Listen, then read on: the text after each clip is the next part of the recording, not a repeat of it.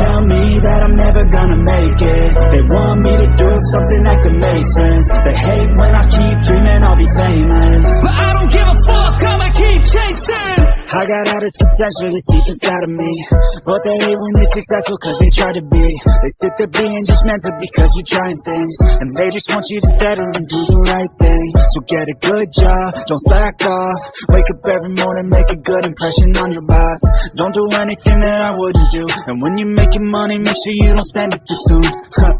Fuck that, I'll do what I wanna do. I got a different path from everyone, and that includes you. Who are you to tell me how to live life? In these times it feels like nobody is right, yeah. So I'ma figure out what else will succeed, and then invest all of my time into that and proceed.